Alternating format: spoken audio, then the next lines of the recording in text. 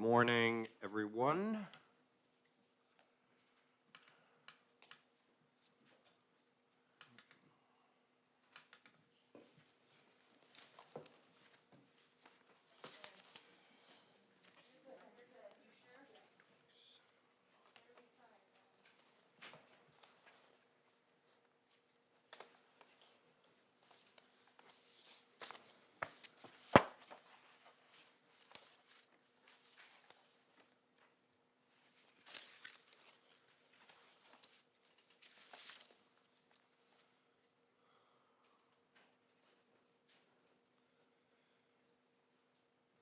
Okay, ready to go? So, good morning, everyone. I'm going to open the hearing on House Bill 1327, and we will recognize Representative Schuett. Good morning. How are you?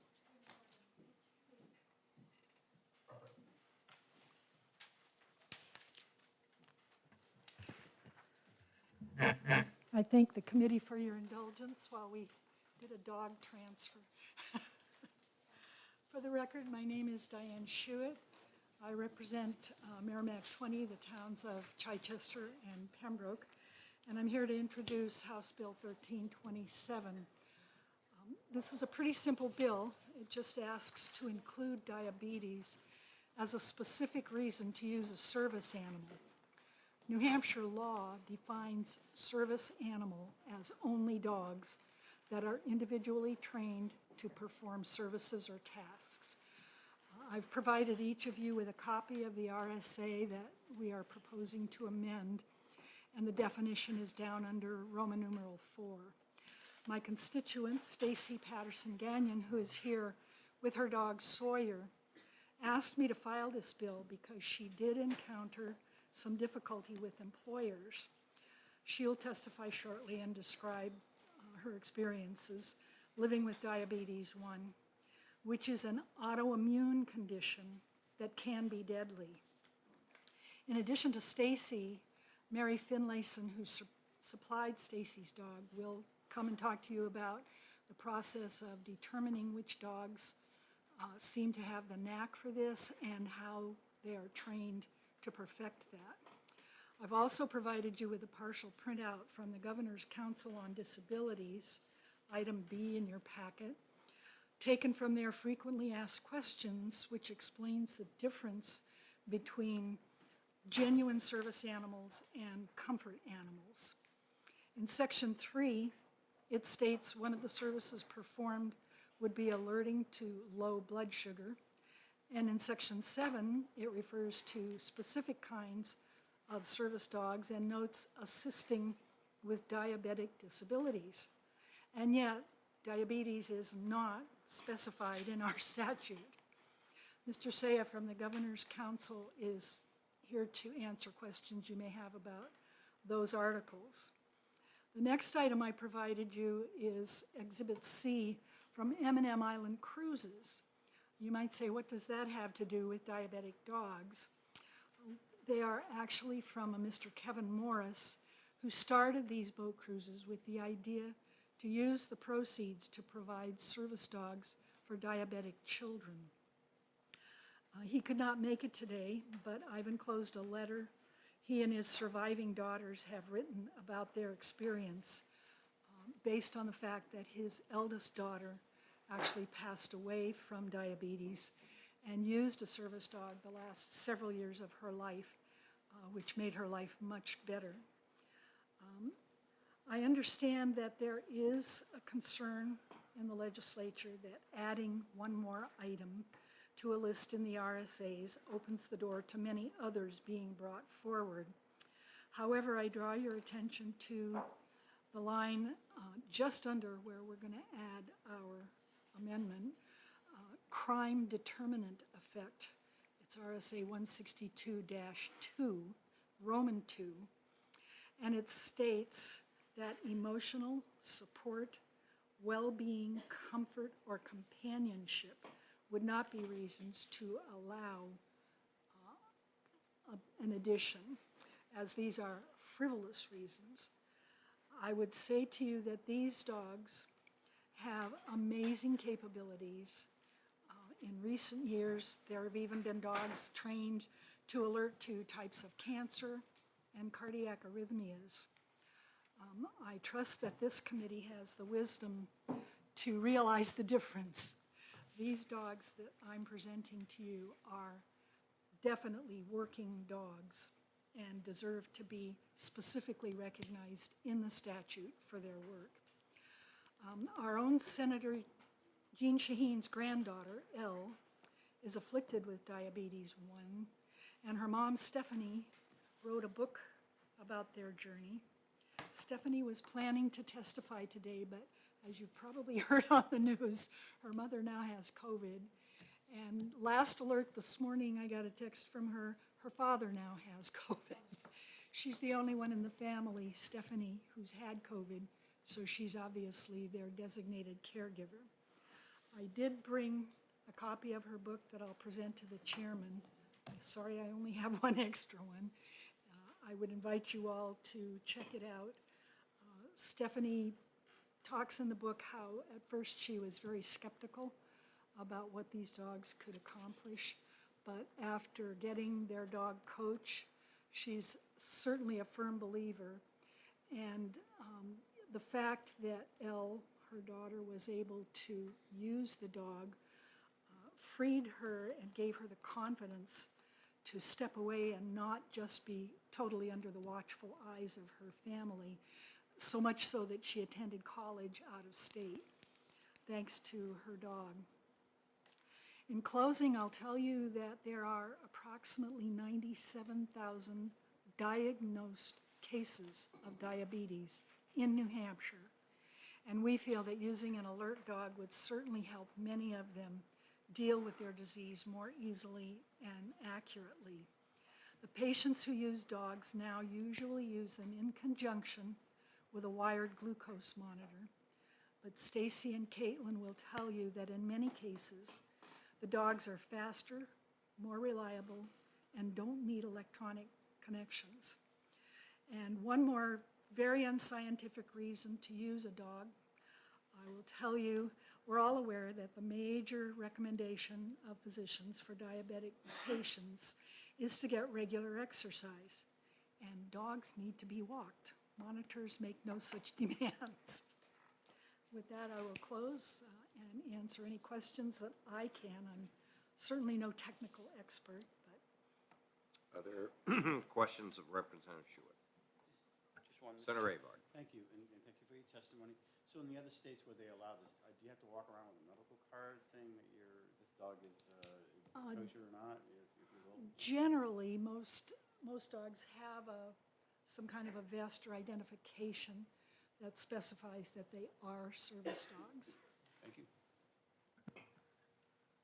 Further questions? So, seeing none, I would just note for the record, this bill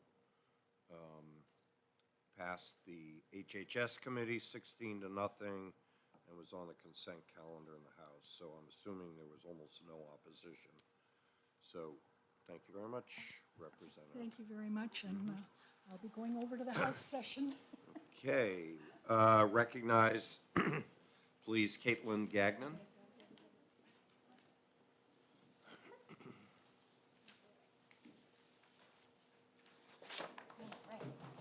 I know, it's terrible.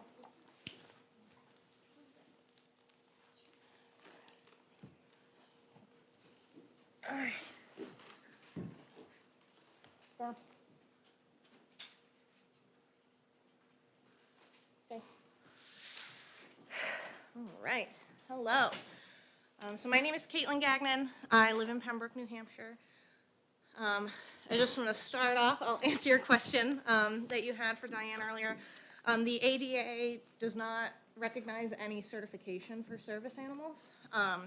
So there are no papers that you carry around. If someone buys them online, it is a scam. And vests are not required by the ADA either. So the dog does not have to be vested. Most of us just do because it's easier than answering questions. But I just want to thank you guys for hearing us speak on behalf of this today. I personally do not require a Diabetic Alert Dog, but I do have a service animal for a separate disability. So I know how difficult it is for people living with a a medical device that's also alive, and you know, how people don't understand its purpose all the time. I'm the spouse of a type 1 diabetic with a service dog, and she's the reason I'm here today. She suffers from something called low on awareness. So this means she doesn't feel when her blood sugar is dropping anymore, and it can be dangerous. It can cause her to seize, have permanent nerve damage, or you know, even die if her blood sugar is left untreated. I've spent years watching her try to mitigate this disease with insulin, diet, and glucose monitors alone. And the problem is that, as Diane said, technology is imperfect. It's often wrong or too slow to react and alert her to her rapidly dropping blood sugar. We've had incidents where she's actually gone unconscious. So one day her endocrinologist said it's time to get a service dog. And after years of worrying about her blood glucose dropping, when she was alone, it was a relief to discover that there was actually an answer to this problem in Sawyer, our diabetic alert dog. So she spent months researching trainers, different programs, meeting with different dogs to find the right match, and we ended up finding Granite State Service Dogs, which is owned by Mary Finlayson. It's been a true lifesaver, and since matching her with Sawyer and extensively working on scent training and public access training, she's been able to go about her day with the comfort of knowing that even if she doesn't feel herself dropping or her technology fails her, Sawyer is almost always able to notify her before the situation becomes dangerous. We're asking that diabetes be added to the state statute as an additional protection for people like my wife. It is protected under the ADA, but federal laws can be changed, and you know, it's important that we protect Granite Staters' rights. Additionally, employers in this state are not always aware of ADA regulations. It's been very difficult for my wife to have Sawyer with her at work. He's actually not with her at her current job, despite her telling them in all 3 of her interviews before accepting this job that she had a service dog for type 1. They've denied her reasonable accommodation request twice. The first time saying that it was because customers, she works on a retail floor, and they said that customers might be afraid of or allergic to the dog, and that would be an undue hardship on them. So when we sent them some resources and pointed out that the ADA says those are not reasons to deny a service dog, the second time they said it is disruptive and would fundamentally alter the nature and the operation of the business, and that because she has a glucose monitor, they don't think she needs him. So they're making the medical calls now. That's our reality. They're even going to force her to work from home. They just told her last week. They're basically hiding the disabled person, and they're a corporate business. So they have all the money in the world, and we're working class people with very few options at this point, besides her finding yet another job and hoping that these people will accept it when she does, even though she disclosed, as I said, in her interviews. There's actually another type 1 diabetic in her store that they're allowing to stay, and the only difference is that he hasn't requested a service dog attend work with him. So, you know, as far as we're concerned, the more protections that are out there, the better it is going to be for people in my wife's position. She's not alone, you know, in this. Type 1 diabetes is not an anomaly in this country, and it can take months for a reasonable accommodation request for a service dog to go through if it does at all. You know, she's often been told so-and-so has type 1 and they don't need a dog, so you don't either. And that's just not acceptable. These people have no idea what it is like to have this disease. So I just respectfully ask that you consider adding diabetes to the service dog statute to protect the right of Granite Staters suffering from this disease. And then I don't think Mary's gonna make it, so if you guys have questions about, you know, the process of selecting a dog or the scent training and public access training process, you know, we've been through it, and we are happy to answer them to the best of our ability, as we've been doing this for a couple of years now.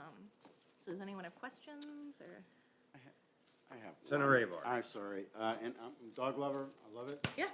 I'm 99.99% in support of this, but I have one question. Yeah. With regards to, once we approve this, should we approve it, it's signed into law, will the insurance companies be obligated to pay for the purchase of? The ADA doesn't require it, and therefore they will not do it. Mary has actually been very good with us, Mary Finlayson. You know, she had a very affordable program because Well, it's a medical device. No, I just said Heidi just walked in. Oh. She's gonna be happy to hear that. So no, insurance companies will not cover the cost of a service dog. They say it is not scientifically proven, although, you know, there's plenty of research out there to prove otherwise. Hey, down. Well, I know mine lowers my blood pressure. in general, right? But no, they won't. But Mary is really good. Because we participate in the training process, it has been more affordable than getting a fully trained service dog.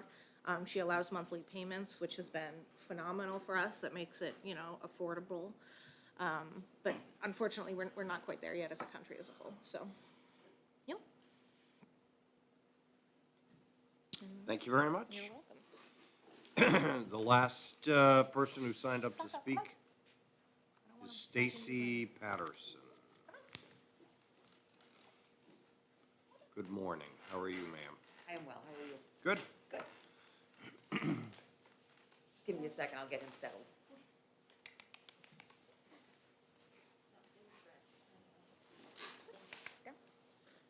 Good boy. As the sheet says, my name is Stacy Patterson. I'm a resident of Pembroke, New Hampshire. I was diagnosed with type 1 diabetes when I was 37.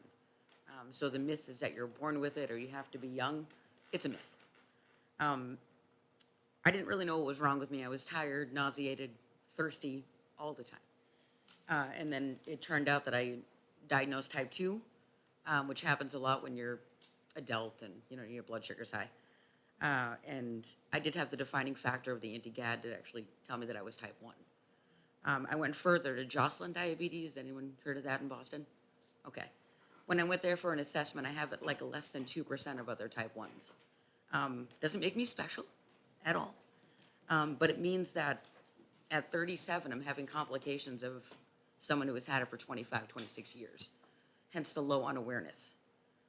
When my blood sugar drops, and it drops rapidly, I used to feel it. Now I don't. So I can go from, is anybody here diabetic? Just me then? Great. Your blood sugar is supposed to be between 80 and 120. I can go very quickly from, and I do this because I have a graph on my phone, 220 down to 50, like that. The continuous glucose monitor that I wear broadcasts every 5 minutes. So if I drop within 10 minutes from 220 to 50, that technology does not recognize it fast enough.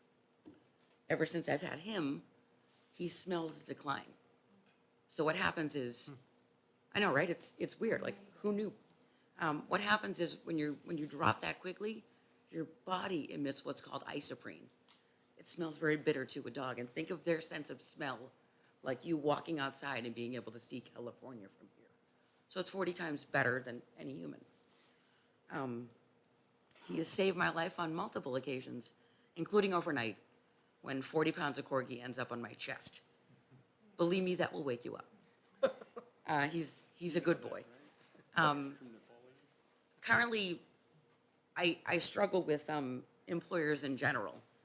What had to happen when I originally asked for a reasonable accommodation is I had to disclose my entire health history, which I didn't think really mattered, but that's what I have to do now. I currently work for, and I have to go to work after this, so I apologize for my logo shirt and my jeans. I do respect you all. This is just my uniform. It's all good. Thank you. I run into a lot of ignorance when it comes to this. I run into a lot of just control it. It's like nailing Jell-O to a tree, guys. There's no just controlling it. It is up, down, all around, and it doesn't matter what I eat. It goes off of the weather, feelings, food, activity, sleep deprivation. So there's a whole host of things that goes into my blood sugar every day. This is a tightrope that I walk every day, and every day it changes. I do the very same thing the very same way. I'm going to get different results. Type 1 in general is a mystery. It's one of the most misunderstood diseases out there. That's why we advocate for it. And just, we're trying to get it added to the state statute for additional protection. The inception of this bill was to get a smoother onboarding process for service dogs. So sorry, guys, you're going to see me again. Because I'm going to continue to fight for that, because I think that people with type 1, with PTSD, our veterans who have PTSD dogs should be allowed the same right to walk into their jobs and be able to get through their day, But this disease, unfortunately, is unrelenting. And if any of you have ever experienced having the life drain out of you like that, you would understand why you'd want another tool to prevent that. Does anybody have any questions? Senator Sherman. Thank you. I'm also a doc, so I do understand. But one of the things I'm curious about is whether the tighter your glycemic control, the better you can control your blood sugar, the less likely you are, or the more delayed it will be, some of the complications of diabetes, like kidney disease and others. Do you find that your blood sugar is much better controlled with a service dog? Which the reason I'm asking this is if you're finding your control is better, of course, that decreases overall cost long-term, and it certainly increases your other disease like kidney disease-free survival. So just wondering what the impact has been since you've had your service dog, if you've seen better glycemic control. I have, in the sense that if you're a doc, you understand that people who have lows, they go down to the 50s and the 40s, right? I feel that low around the 40 or 30 mark, but he intervenes when I'm around the 100 to 80 mark. So 100 or 80, right around there, is when that's where he's scented. And by scented, for anybody who doesn't know how this works, when I was low, I'd suck on a cotton ball, which is just about as enjoyable as it sounds.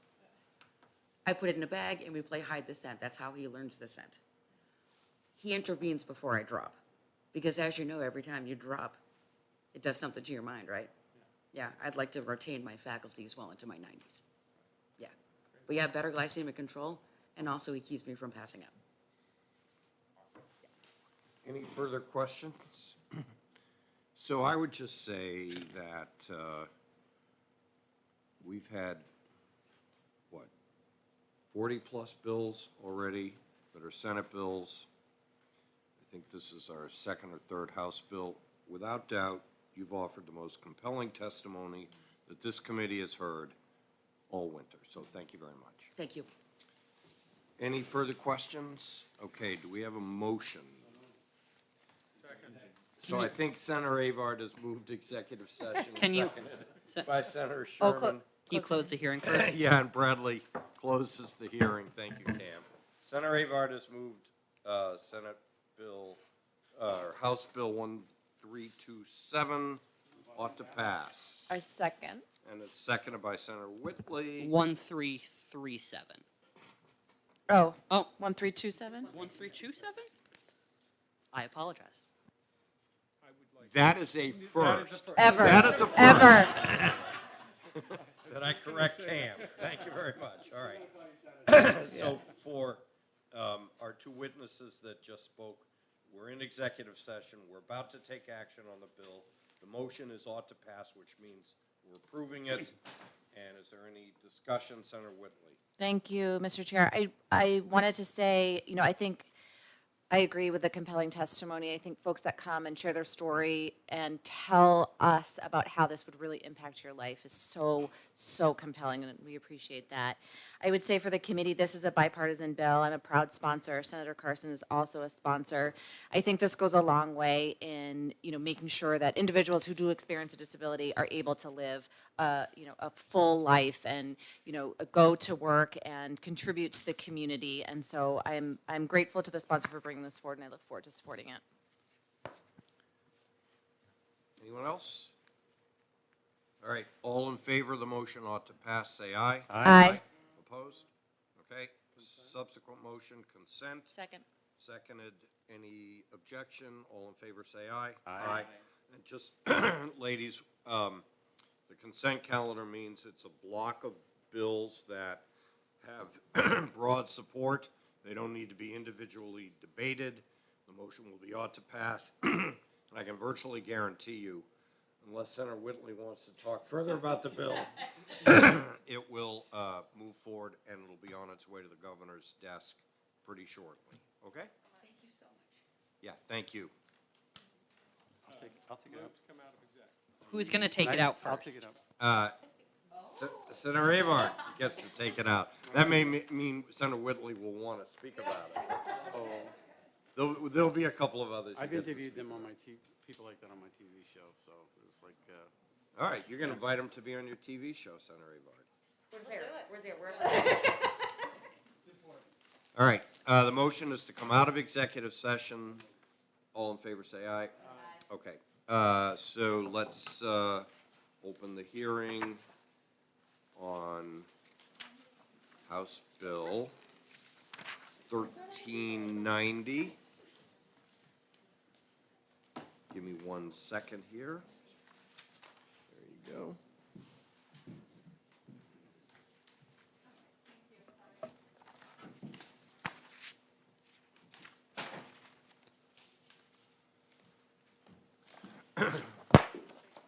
Okay, and thank you very much. We'll recognize the prime sponsor, Representative Murray. Good morning. Good morning. Good morning. For the record, my name is Megan Murray. I represent the town of Amherst, Hillsborough, District 22. I'm here presenting House Bill HB 1390 as amended by the House. And essentially, this bill would create parity in the statute with regard to transcription and translation services in telehealth medicine. So those individuals who currently in this receive transcription or translation services in an in-person visit, we are just asking for parity in the language for those who are having those services done remotely through telehealth. And I'm happy to take any questions. I am aware of there being a potential amendment being brought forward that has been worked on between departments. And there are, I think, folks behind me who might speak to the nuances of that. But if there are any questions, I'll do my best to answer. Senator Whitley. Thank you, Mr. Chair. Thanks for taking my question. So are we aware of situations where there are barriers to this already? Are we aware of those circumstances? Yes. So in the event that an individual is limited English proficient and they are having an appointment, this was a situation that was brought to my attention where an individual was receiving those services and needed a family member to help translate. And so that, in my opinion, is not a reasonable workaround. And so what I would like to say is that if those services are being provided remotely, that is the same type of service is being extended to folks. Thank you. Further questions? Senator Avart. With that in mind, could that also limit small practices from providing the services? I don't believe so, because this is thank you for the question. It's already federally required. So in the event that this service is free of charge to the patient themselves, and so oftentimes depending on whether it is a translator over the phone that speaks a language or it is transcription simply at the bottom of the screen that's doing those types of things, there are platforms out there and technology already in existence that would work that way. I see. Thank you. You're welcome. Senator Sherman. So we do this all the time with what's called a language line. Most of our hospitals and facilities have this. Do you know if that technology is now capable of doing a three-way conversation with a patient? Is that something that's It is, oh, sorry. possible? No, that's it. Thank you. That's my understanding that is available. So I would note, again, this bill with an amendment passed 19-0 from the HHS committee in the House. It was on the consent calendar. That's correct. And passed on the floor. So my question is, have you seen the amendment that people are going to bring forward to Yes. us? And do you support it? I do. Okay. Yeah, thank you. Okey doke. Thank you. Thank you very much. Thank you. Does anybody have an issue if I recess this hearing so that Representative Abrami can present his bill so we can get back across the street? So without objection, we're going to recess the hearing on House Bill 1390.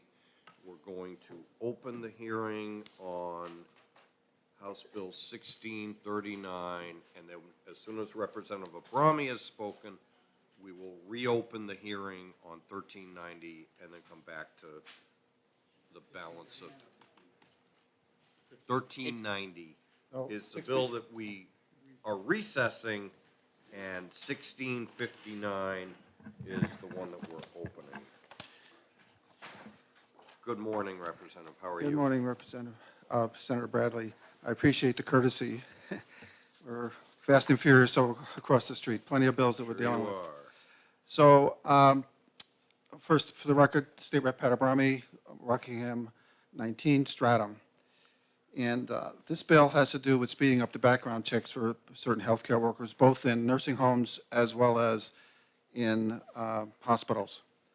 I was approached by Teresa Rosenberg of the New Hampshire Healthcare Association and Paula Minahan from the New Hampshire Hospital Association. I'm sure you know them well, being the Health and Human Services Committee, to file this bill as a prime sponsor. So they also helped me put together a pretty good group of co-sponsors, 4 House members, 4 senators on this bill, and it's very much bipartisan. You know, as you all know, we're faced with a real shortage of healthcare workers, both in hospitals as well as in nursing homes. Being part of the Rockingham delegation, county delegation, we oversee the nursing home. Our nursing home has, as of a couple of weeks ago, it's 200 and something beds. We have 95 beds that are vacant because we have plenty of folks who want to come to the nursing home, a list of 300, but we have 95 beds closed because we have no staff to open we had to close a certain number of beds. So what this bill does is it's a small part to help the problem. In the process of getting, going through the credentialing and all of that, you have to go through a background check. And as I think a lot of you know, that whole process is kind of backlogged as well. So this bill helps speed that up. So the House Health and Human Services Committee worked this bill. There's a few minor changes that they made through an amendment, and it overwhelmingly passed out of committee, and it was on the consent calendar on the floor. So, given that thank you very much for your time. I'm going to head over, but when we take this bill up after you're going to recess this, I'm assuming, to get back to the original bill that you were on. I would suggest that you bring both Teresa Rosenberg and Paula Minahan up together, and they'll be able to answer all your questions. I think we can accommodate that since they both walked into the room. Are there questions of Representative Abrami? Senator Sherman. Hi. Just a couple of quick questions. I think it's great. Oh, sorry. I think it's a great bill. It's, I had the senior support team that worked with Teresa knows about this, and during COVID, and this was a huge issue, the manpower issue or the person power issue. And one of the things that's really important that you've put in on the second page is lines 6 and 7, which is where there's a copy of the prior criminal history record check. Would you object, or is there a reason not to add that in on page 3, you have lines 7 through 12, which is very similar, where you're requiring the prior background check, but it doesn't require a copy to the board. Is that? I don't have a problem with that. And I'll check with And I've checked with them, because they did work with the House committee, the subcommittee we worked the language a little bit, and I'm not as familiar with the changes that were made there. They are. Okay, So- and this may be also a question for the board, but on page 2, lines 25, 26, you cross out the provisions of this section shall not apply to any person who is licensed by the Board of Nursing pursuant to RSA 326B and has already undergone a criminal background check. Is that because you are making exceptions, so you can't have that blanket statement? Or should I ask them? To be honest with you, I would ask. I'll ask them. Okay. I'm kind of the messenger here. Yeah, no, I got it. The experts are behind me. You know how it works. Yeah, so. yeah, that's fine. All right, thank you very much. Thank you very I much. think you're good to go, Okay, Representative. thank you. Thank you. Yep, Right, okay. bye-bye. All right, I'm going to recess this hearing on House Bill 1659 and reopen the hearing on House Bill 1390. Thank the people that are here this morning for the consideration given to both representatives so they could testify and get back across the street. Okay, we have reopened the hearing on 1390. I have 3 folks signed up to speak. Let's start with Heidi Kroll from AHIP.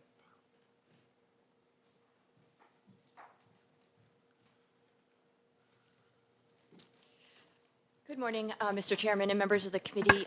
For the record, my name is Heidi Kroll. I work at Gallagher, Callahan, and Gartrell, and I'm here today on behalf of AHIP, which is America's Health Insurance Plans.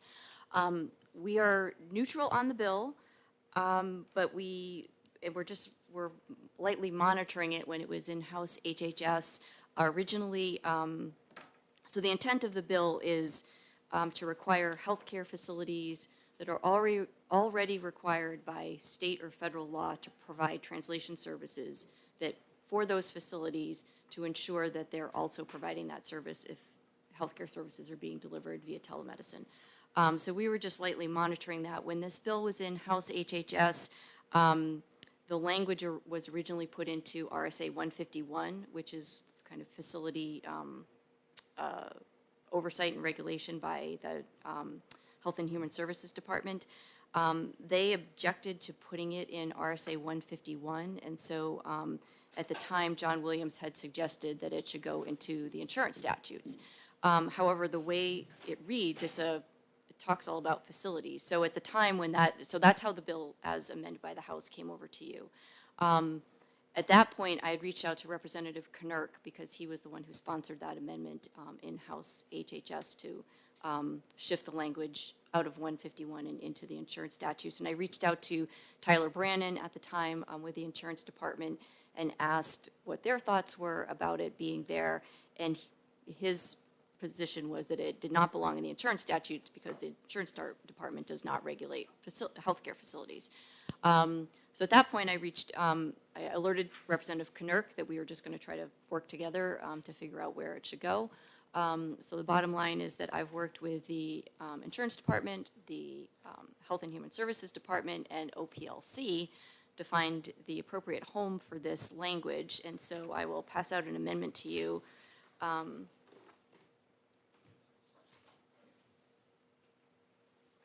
So is this the amendment that the sponsor? Yes, it is. spoke Yes, about yes. And the Representative sponsor is Murray, supportive as well. So it just puts the language, excuse me, into RSA 310-A:1-G, which is the telemedicine and telehealth services statute in OPLC. So I think, and I did have a conversation with Director Lindsay Courtney, and she supports putting, or does not object, I guess, to putting this language there. And HHS and the insurance department also support it, and so I just ended up kind of being a coordinator on this because I was the one who flagged the problem. But otherwise, we don't have any position or concerns about the bill other than where the language should live in statute. And I'd be happy to try to answer any questions. I know HHS is here and the insurance department is here. Senator Sherman. This is a replace all. Yes, it would be. Okay. Yes. Sorry, I didn't put that at the top, but yes, that would be the intent. Any other questions? Seeing none. Thank you. Okay, so, who prefers to go first? The insurance department or the Department of Health and Human Services? There you go. You're sitting right by the chair, so go right ahead. Good morning. Good morning. Michelle Heaton from the Insurance Department. Heidi did a great job summarizing it, so I'm just here to answer any questions. We agreed that it didn't really belong in the insurance statute because it's not regulating insurance. And so you have seen this Yes. copy and you're good with it? Okay. Yep. Questions? That was easy. Thank you very much. All right, Dr. Ballard.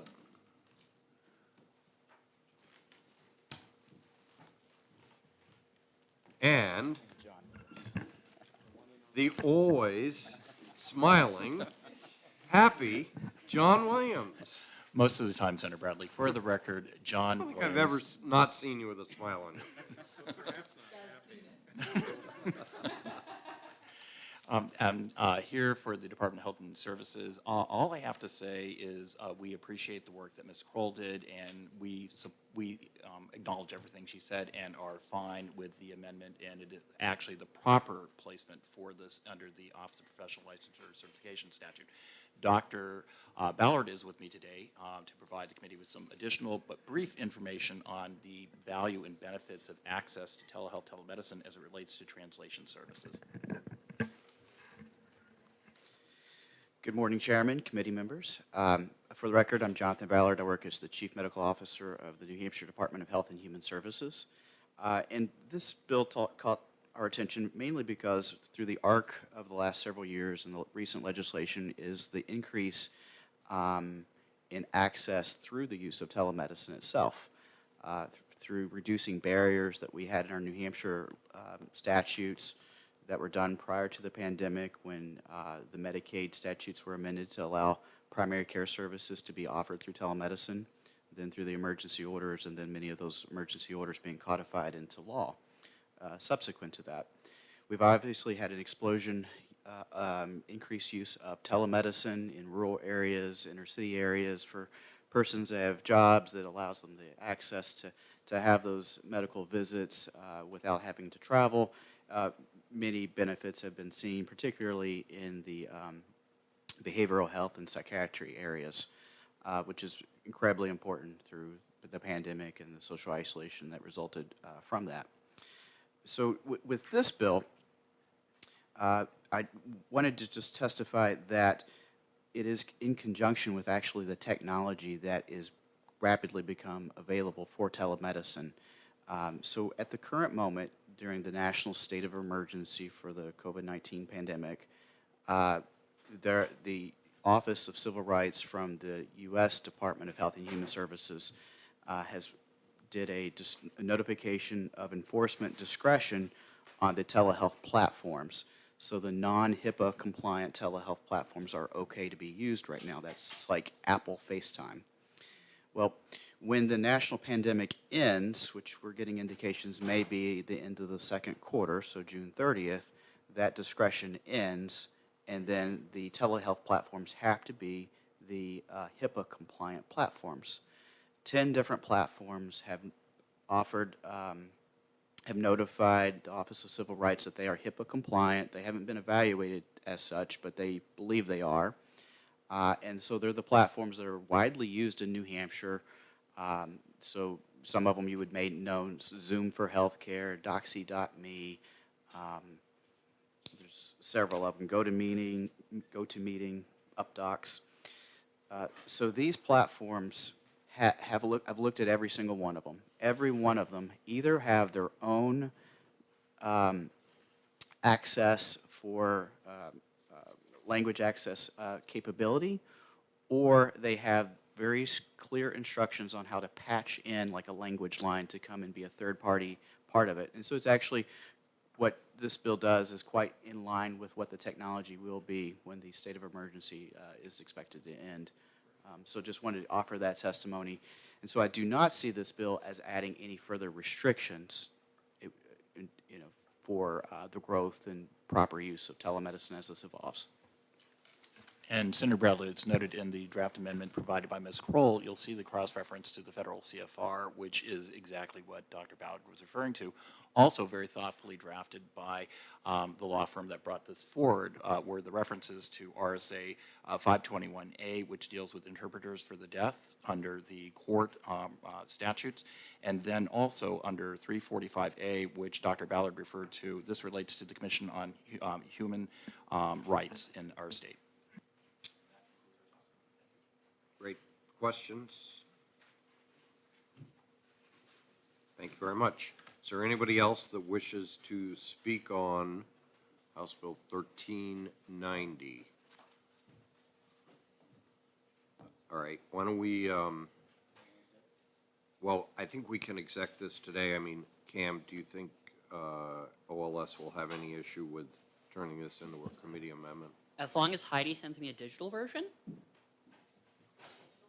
A digital, like an email? Okay. All right, we'll take it up in executive session then, in that case. All right, I'm going to close the hearing on 1390, and we will reopen, the hearing again on 1659. And why don't we first recognize, since Representative Abrami spoke about them, Ms. Minahan and Ms. Rosenberger. Here you go.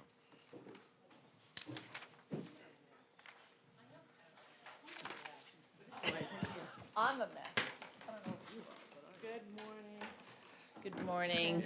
Yes. I'm Teresa Rosenberger. I work for Bernstein Shure, and I'm here representing the New Hampshire Hospital Association. No, you're the hospital. I'm the New Hampshire Nursing Home. Sorry. Are we being, oh gosh, and we're being Okay, taped. then. My client's going to see that. Anyway, I'm here with the New Hampshire Healthcare Association. You can say why you're here, and I'll tell you that I started the bill. Good morning. Okay. Good morning, Mr. Chairman, members of the committee. For the record, Paula Minahan, Senior Vice President, State Government Relations, representing the New Hampshire Hospital Association, representing all our hospitals. And I am going to turn it over to Ms. Rosenberger, who did start this bill, and then I will explain how we were added to the bill, and so that's why we're here testifying together. I'd say she weaseled her way in. Anyway, back in 2017, you all passed, in fact, Senator Bradley, you were on this bill, Senate Bill 152. And that bill provided a 2-year provision for temporary employment for LNAs in residential care facilities. And that bill, as you know, back then, we had a workforce shortage in nursing homes of LNAs. Well, I don't need to tell you that is paramount now and has not gotten any better, but a lot worse. The bill, we believed at the time that the Department of Safety would, within 2 years, have their portal for criminal background checks, and this bill wouldn't be needed. So they actually sunsetted the provision that allowed for folks who had gone to school and had passed their schooling to be an LNA, who had applied for a license to be an LNA and now had an offer of a job to work temporarily for 90 days under the supervision of licensed staff. And as you know, if you apply to be if you want to go to school to be an LNA, you have to take a criminal background check. If you want to get licensed as an LNA, you have to take a criminal background check, including a fingerprint check. And if you want to be employed by a nursing home or a hospital, a facility, you have to have a criminal background check. So they had to have 3 checks. So what the bill in 2017 did allowed them, if they'd gone to school, finished their course successfully, had the background for the course, background check for the course, applied for their license and were getting the background check, to temporarily work under a licensed person for 90 days and on a temporary license. So that passed in 17. We then came back and asked Representative Abrami if he would take basically the exact same language and put it into House Bill 1659, which he did. And Mrs. Minahan then calls up Representative Abrami and said, Teresa's got a bill, can I jump on? And she'll tell you about her part. But the language in 1659 having to do with the LNAs and the 90 days is exactly the same language that was in Senate Bill 152 in 2017, except for the fact that one line, we've changed it to say is under the direct on-site supervision, and we added the words on-site. So would you like to? Sure. So as Teresa indicated well, first of all, we do support this bill, and we want to thank Representative Abrami as well as the co-sponsors, including Senator Bradley, for agreeing to sponsor this legislation. And again, as Teresa said, we are focused on the facility component of this, and so that's where I will focus my attention. And as you know, healthcare providers in the state have been struggling with workforce shortages, and the last 2 years have been even more challenging in part due to COVID. So the process to get our healthcare clinicians licensed is time-consuming and is further delayed by the criminal background checks. We are very supportive of the Department of Safety's work in regard to the portal, and I believe the Department of Safety is here today, and I'm sure they can talk about the portal. It is up and running now, just recently has been opened up to all. It is only for New Hampshire criminal background checks, though. So what we were focused on is for the health facility. So if you'll notice, at the beginning of the bill, on page 1, page 1, line 3, it's 151:2 D, criminal record checks, and that's related to employment for under health facilities, so nursing homes, home care, hospitals, et cetera. So this bill is just removing, as you can see, on line 6, the words "from the Department of Safety," where this allows for health facilities to utilize a third-party vendor to complete the federal criminal background check, which is a requirement, again, for all health facilities for employment, and actually anyone that's a volunteer. Anyone that works or volunteers in a hospital the facility must do that. The third-party vendors can do both federal and state checks in one process. And this bill does not preclude, and it's really important that we make this clear, it does not preclude a facility from using the Department of Safety if they so choose. It just allows for an option. And the hospitals have been using third-party vendors for years. So there's been a duplicative process because of that language. It requires them to go to the Department of Safety, plus they have the third-party vendors. And what the process, why they have to go through this is, again, it's a condition of licensure. So if there were an issue with a volunteer or a staff person, and they found something come back on a criminal records check, they have to go in front of the department to get a waiver, which is all part of the rules process. And I also want to mention, Teresa and I and others spent time with the OPLC, with the executive director, Lindsay Courtney. We spent time with Doreen Shockley, who oversees the health facility licensing, and I don't want to put words in her mouth, but we did speak with her, and she was perfectly comfortable with the changes that had been made in this bill relative to the health facility licensing piece. Again, this does not eliminate the requirement of the facilities to complete the background check. It just removes the language to obtain it directly from the Department of Safety. And this small change does expedite the ability of these facilities to get the clinicians on the job as quickly as possible. Again, does not have anything to do with the individual clinician's licensing process. That's still, if it requires a FBI check through the Department of Safety, which includes fingerprinting, that still remains. That is different than the health facilities. Happy to answer any questions. I think Senator Sherman had a question. And not sure, I mean, this team is about as good as it gets, so you probably can answer the question. You answered one of my questions, which was about the Department of Safety being stricken all the way through this, and I get that. So my first question is there variable quality of these third-party vendors, and what's to make sure that there's a level of quality that you're actually going with? I mean, I understand there's an incentive, but some of these are probably more expensive than others. So is there a standard of practice for the third-party vendors that means they're all great, or do we need to put a metric in there that would say they have to be this great? Do you understand my question? There are, because we know the Department of Safety is great. It's just, it's state only, right? So we want to get the Well, federal it's too. state only. If they do the FBI check, that you're kind of, that's additional. You've got to get the fingerprinting and that's another process, Right, honestly. I know, It's the yeah. portal is New Hampshire only.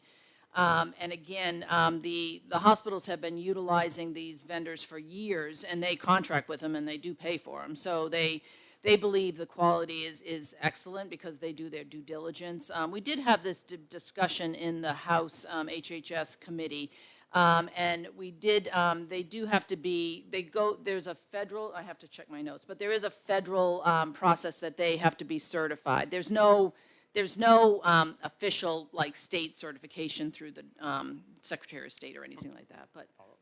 But there's some standard, it sounds like Yes. certification, even if it's federal. Yes, there there's is some, standard there is that some. they have to meet. Yes.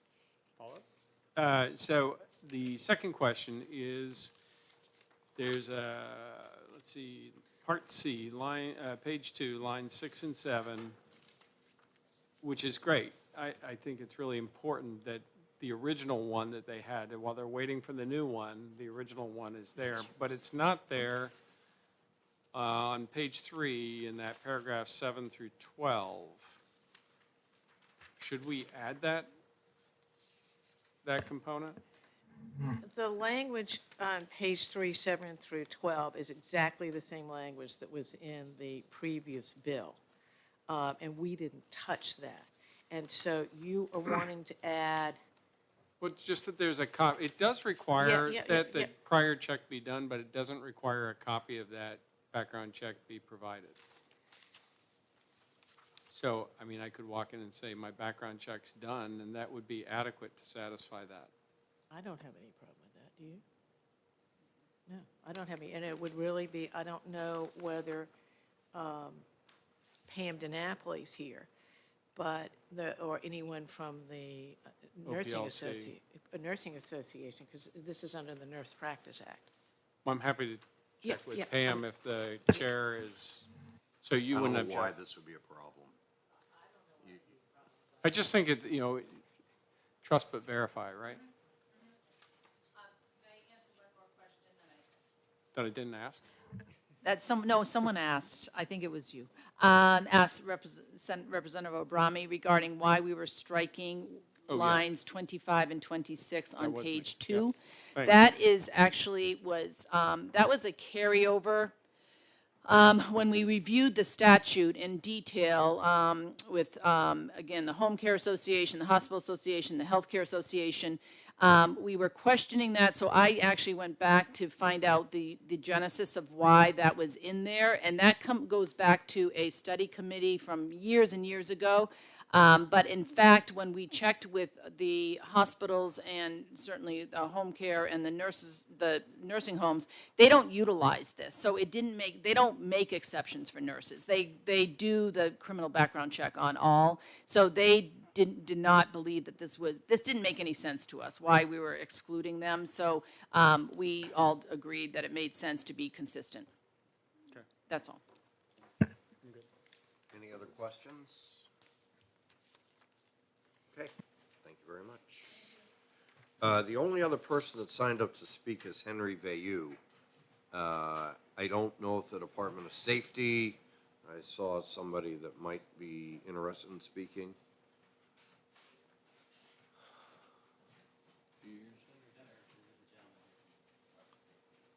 Okay, he'll be next.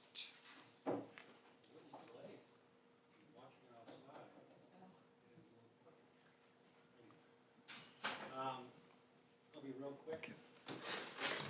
Thanks. For the record, my name is Henry Vayu, and I'm here on behalf of the Home Health and Hospice Group. Gina Bacchus wanted to be here this morning, but she couldn't, so she just asked me to put a couple things on the record.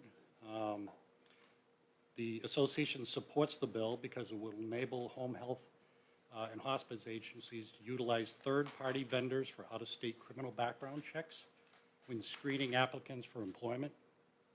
These out-of-state criminal background checks are required by RSA 151 and corresponding health facility licensing rules.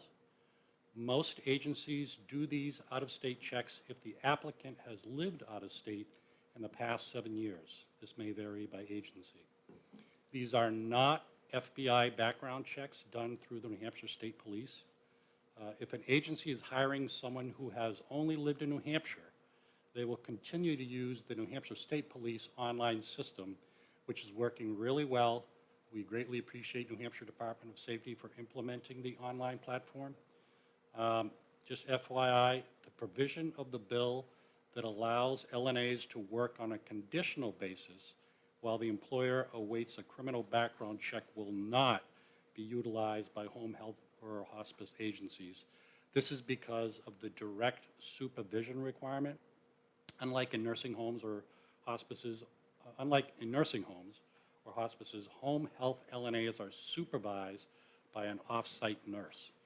Because we send staff into people's homes, we do not employ someone until we receive the criminal background check. We support this provision, however, in the bill because it will be helpful to the nursing homes and the hospitals.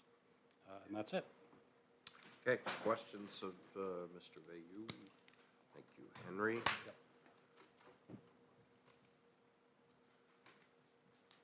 Okay. Mark, I think, has gone to get Department of Safety. Is there anybody else that? Mr. Chair? Yes, Senator Gray.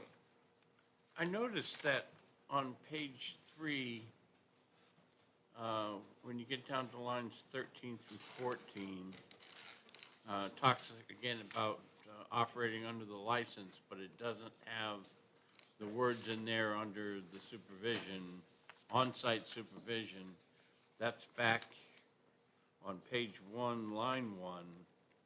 It looks like it's a different statute, and I'm wondering whether it would be a good thing to repeat that online supervision. And Right. if somebody wanted to address that afterward, I'd appreciate it. Perfect. I think that would be a question for Ms. Rosenberg or Ms. Minahan, but first we'll move to the department. Good morning, sir. Good morning. Thank you, Chairman, and thank you, members of the committee, for having me. My name is Victor Muzzy. I'm a captain with the State Police in charge of the Criminal Records Unit. And I understand we had some questions or discussion on maybe some definitions or process or what have you. So I'm happy to take your questions relative to the Department of Safety. Go ahead. Somebody said there was a backlog. I didn't think there was. Is that correct? There is no longer a backlog. There was over the course of the summer, but that does not exist any longer. And I have Christine Shea here, who is the Criminal Records Unit Supervisor, who can speak probably to I think the turnaround is a couple of days at most for our two different processes. So. That's awesome. And thank you for all you do. It's, we use you all the time in the medical profession. Yes, sir. If we wanted to get, and this is just for me to learn, and if we wanted to know somebody's coming in from out of state, or they've been here for a couple of years and we want both in-state and out-of-state, are you able to provide that, or are you only able to provide in-state? Do you have access to FBI criminal Yes, background? so let me clarify a couple things. I think, first of all, sometimes the words background check or criminal background check can be a little bit confusing. So what we offer right now by way of our portal, or a manual process, but the portal is the preferred method because it's more efficient, and a lot of things can be done electronically and whatnot. But what we offer is a state criminal conviction check. Okay, so what that means is publicly available convictions. In the Department of Safety, as you folks probably know, sell those for $25. You can get one on me if you'd like, if you have my information. Those are publicly available records, if you will, that we certify that's available to anybody that might be looking for it. So we're in the process of rolling that out right now. We've got a few folks on board that are testing it for us, making sure that there's no bugs, there's no issues with it.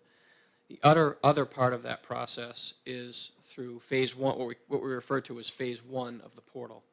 And what that includes is that state criminal check coupled with an FBI check. Okay, so as a matter of clarity, what the FBI check is just that, a check of the FBI record or what the FBI has on file for a given person.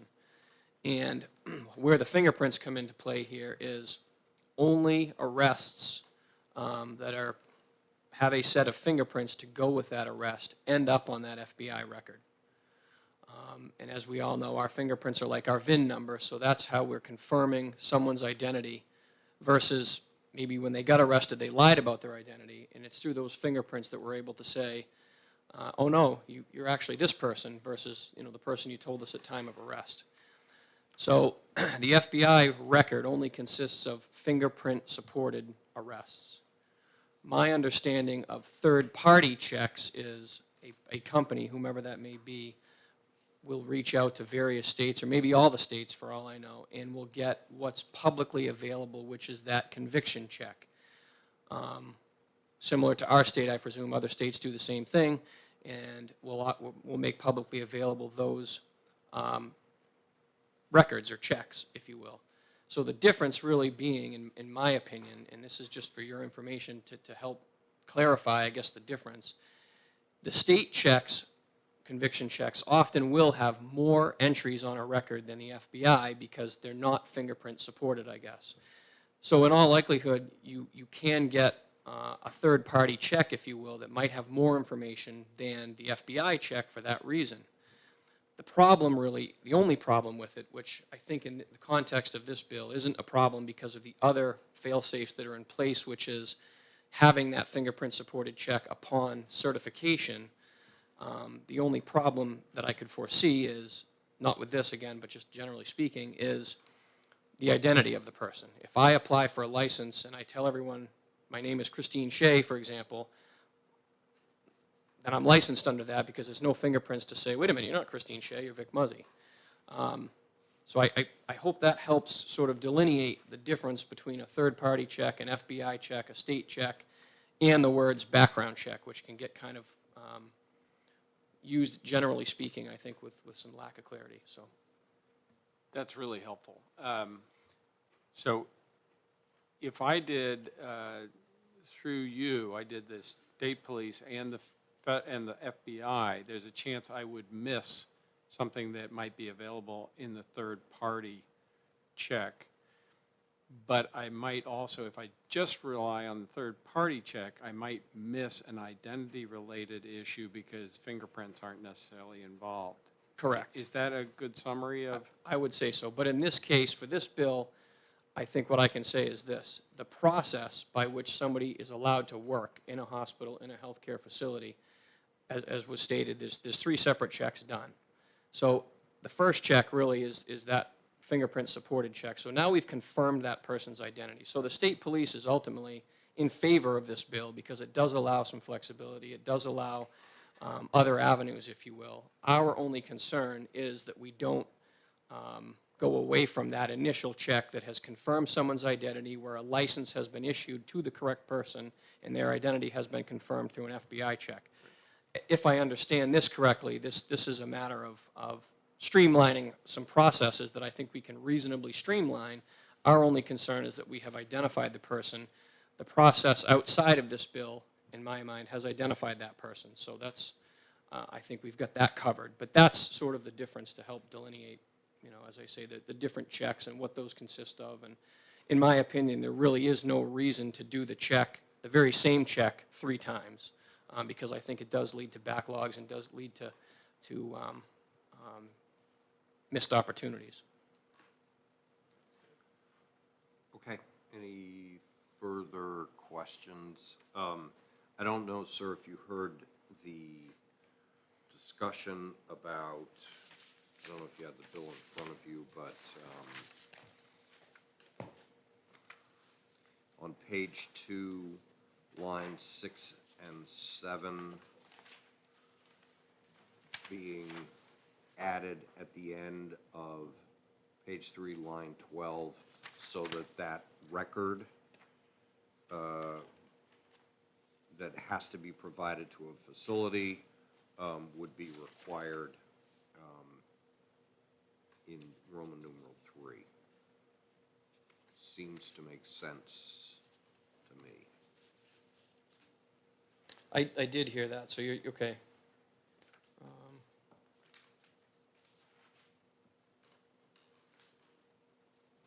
Are you asking if I think it should be added? Yes. Or do you see a problem if it's added? Either way. I guess it would depend upon the definition of criminal history record check for section C on line 6 on page 2. If that's a federal check, then I have to check with the FBI to ensure that I can further disseminate the record and that it's in compliance with their rules. So I guess it would depend upon what the definition of, if it's a state conviction check and the subject of that check has given authorization through their own means of employment, meaning I will give that. That's fine. We don't. Let me pull up the statute quickly and see if there's a definition. Senator Gray, do you want to ask Director Muzzy your question? I don't know whether it's the state police I want to ask. I believe it's probably the hospital and the nursing association. So probably would be better delayed until after his testimony. Okay.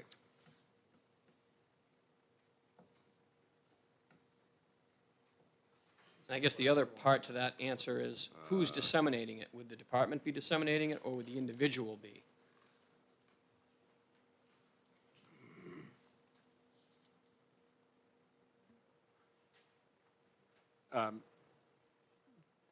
Are the subjects of the search given a copy of the result? No. Typically not, as far as I understand. So the agency, be that the Board of Nursing or the employer, has access to our portal.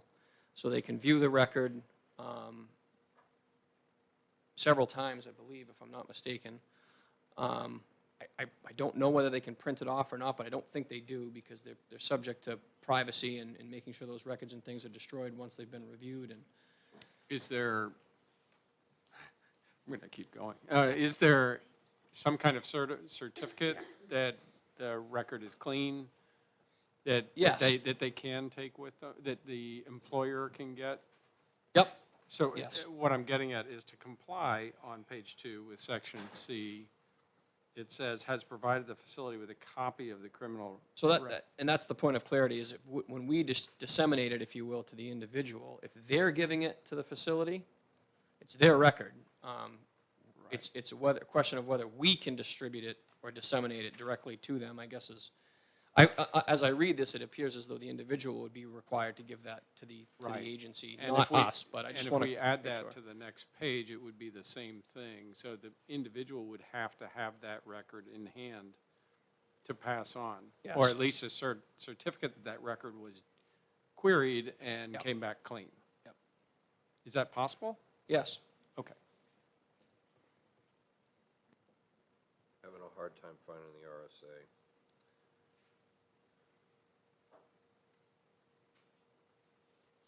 Oops. Cam, can you pull it up?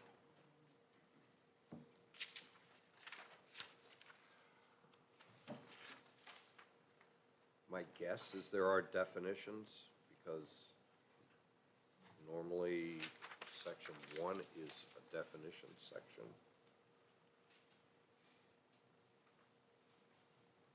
They actually use two different terms. Line 6 of page 1, it says criminal records check. Line 6 of page 2 says criminal history record check. Oh boy, now we've opened a can of worms. And then there's a public criminal history record information.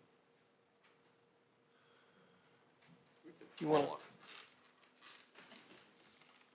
Thank you. I'll step Director down for a Mussey. moment. Yeah. I appreciate your thorough review, and we did the same thing because, but remember, a lot of this is current law. And I guess we decided not to go down that rabbit hole at this point.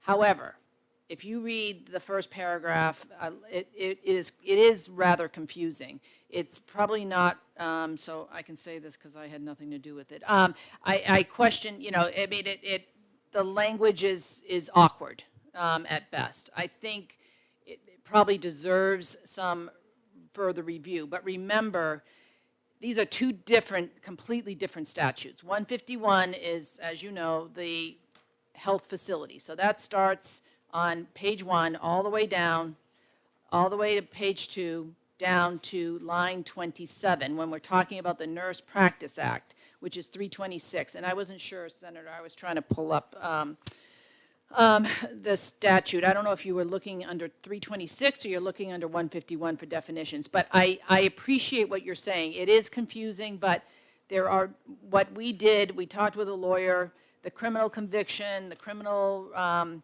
record, history record, it essentially ends up being the same, but you start going into changing definitions, and again, you kind of go down a rabbit hole. It probably deserves more review, and we can certainly work on that in cleaning this up, but we decided this was too important to complicate this bill at this point, and we just believe that it's really important to make these changes at this time. Because, again, for the LNA piece, that has sunsetted. So that's a problem. And then when I came in to ask for our section, it was because of this duplicative process that had was really holding things up. And remember, we started doing this last year, and as Captain Muzzy said, we had a backlog of weeks, and people were not able to start work because of that. Senator Sherman. So this is kind of a question for you and Captain Muzzy. When we use the terms criminal record check, criminal records check, criminal history records check, and then on the other statute, it's criminal history record, are we pretty clear we all know what we're talking about? Or is there any, you know, they're different terms. The only thing I care about is that everybody knows what the requirement is. Under the, and we don't have anyone from OPLC who really is, they're the experts when it comes to the clinical licensing pieces. Remember, all the nurse and physician PTs, you name it, are under OPLC. In the rules, almost all, it's in the rules and maybe in the statute as well, it says FBI. So you must, that is where Captain Muzzy was making that distinction. There is no change to that at all. You cannot get licensed in the state of New Hampshire without going through that. That is not what we're talking about on page 1 and all the way down to page line 27 of page 2. We're not talking about that. We're talking about employment, which is different. A condition of employment. Again, as the department indicated, they are fine with this change because of the duplicative nature of what we're doing now. So I hear what you're saying. We started going down that same exact. So I guess, cutting to the chase, we're not really changing terminology here at all. We're not. Okay. Correct. We're not. Okay. Senator Gray. Yes. My question from before was line 3, page 3, line 14, since we are dealing with a different statute, should we add the words before supervision direct online? I'm going to ask site? Ms. Rosenberger to come up to answer that because that was her section. We felt necessary to add that into this other section, or it's already existing in that other section. We do specify back on the top of page 2, direct on site. I'm wondering if it should be added here also. I think that's your discretion, and I would say we should probably check with the Nurses Association because that's their statute, and we only took what was in the previous bill. On-site supervision was added by the House Health and Human Services Committee. The bill that passed in 17 said is under the direct supervision. And a number of the representatives said, well, we want to make sure it's on site. It's not, as Mr. Vayu testified, that in the home care, it's off-site supervision. So this was for nursing homes and residential facilities. They wanted on-site. So to answer you, I didn't really answer your question, but on the Nurse Practice Act, we don't have any problem with it. The only question I have is, would that in any way impede home care from hiring folks to help in home care, but they still can't be on site, they wouldn't, so I'm not sure. I mean, I'm fine with you doing it from my perspective, but just representing my clients, Okay, thank you. okay? Senator Sherman. Yeah, And I go would ahead. just say one other thing, back to adding the lines from page 2, having the copy to the facility being added under the Nurse Practice Act, that is the employee. So again, we would have no problem with that. So super quickly, this is existing statute right now where it says the supervision of in line 14. The only modification to existing statute is adding and Roman 3 No, wait, what in line page? 13. That's Page correct. 3. Page 3. So, You're on page 3, I'm yeah, sorry. so Yes. this has already been, okay, got it. We re-added what was exactly the language from 2017. Do- Okay. Senator Gray. Because Roman 3 has a change to the licensure procedures, then I think it is something that we need to consider what they can do during that temporary licensure procedure. So in that respect, I will want the nurses or someone to come back to me and tell me that's not a bad thing to add it, I guess. I think that's appropriate. And I will say, if I may, on the discussion about the different terminology, when this came up, I must say, I got my highlighter out and went, oh my gosh. I called Bob Dunn, who, as you all know, used to be the Assistant Commissioner of Safety, and he also is a terrific lawyer. And so I called Bob, and Bob said, you know, I don't know why you go at that in this, because it's complicated. He said, you know, somebody really needs to sit down and work with the Department of Safety to figure out, are these terminologies still appropriate? Should there be some consistency? Statutes have been added and added, and language has been added. And as Captain Muzzy said, you've got the feds over here, you've got the state here. So that is why we chose not to go down that rabbit hole, is because it was really complicated, and all we really wanted to do was to be able to get some LNAs for us on the job temporarily while they waited for the background check. And the other thing I would say is the portal that they've done that came up, we worked with the department all through the summer and had meetings with Commissioner Edwards, et cetera. It's outstanding, and it's terrific. They've done it, and it's really a huge help, not just to the healthcare community, but to tremendous industries across the state that need background checks. So a shout out to them. I'd be happy to answer any more questions, but I think your question, Senator Gray, is appropriate for the Nurses Association. Okay. Cam.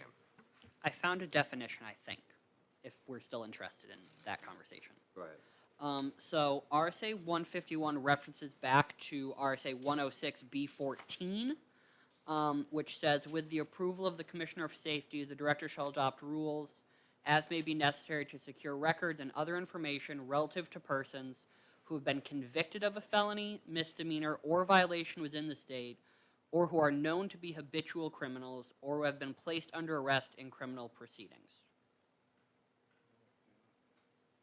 Yeah. All right. All right. No, sir.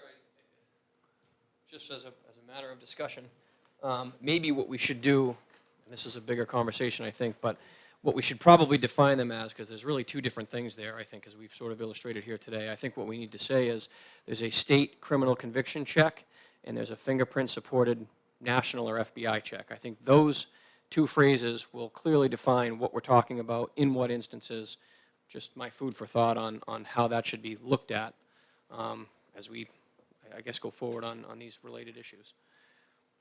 That's all. Thank you. Should that be done now, or should it be done in future legislation? Probably in future legislation. All right. Okay. Sir? Yeah, exactly. All right. Is there anyone else that wishes to testify on 1659? All right, I'm going to close the hearing. Let's take a 2-minute break, and we'll come back and go right into executive session.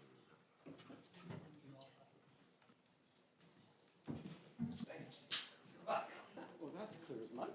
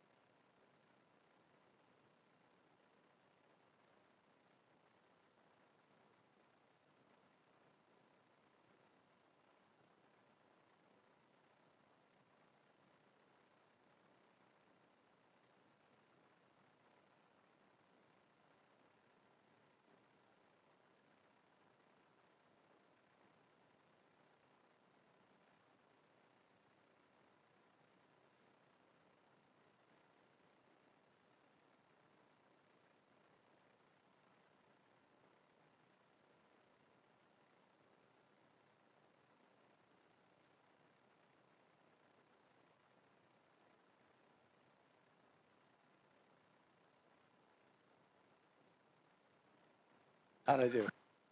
We're back. Senator Avart has moved that we go into executive session, seconded by Senator Sherman. All in favor, say aye. Aye. Okay, so we're in executive session. Yeah, the CAM list. All right, so I think a lot of the people that are here right now are here for 446. Sorry, Paula, I know you're here for 287, but since the majority of people are here for 446, let's take that up first. I move on to pass. Second. Okay. So, let me get my paper. And I'd like to move my amendment 0994. All right.